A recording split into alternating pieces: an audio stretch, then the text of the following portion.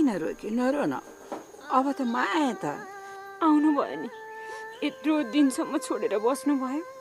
पहिला पहिला मलाई त खुब भन्नुहुन्थ्यो त फोन गर्दिन निष्ठुरी माइत आउँदिन भनेर अनि आफू त आफ्नो माइत गएपछि त छोरी श्रीमान सब बिर्सिएर मजाले बस्नु हुँदो रहेछ त कमसेकम फोन त लाग्ने ठाउँमा राख्नुपर्छ नि बुवा रिसाउनु भएको छ बुवा भन्दा बढी त म रिसाएको छु मलाई त तपाईँसँग बोल्न पनि मन छैन छोरीलाईसम्म लगिदिएर राखेर हेर न घुस्की लगाएकी अझ बोल्न नि मन छैन भनेर धाक लगाउँछे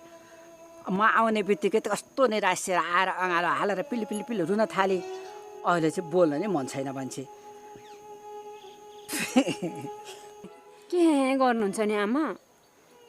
तपाईँले त मसँग बदली लिनुभएको हो क्या हो पहिला पहिला त मलाई भन्नुहुन्थ्यो त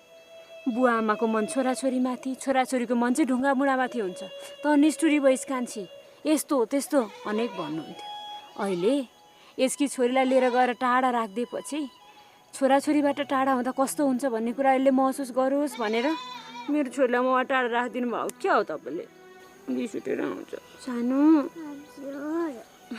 अबदेखि आमासँग नजाऊ है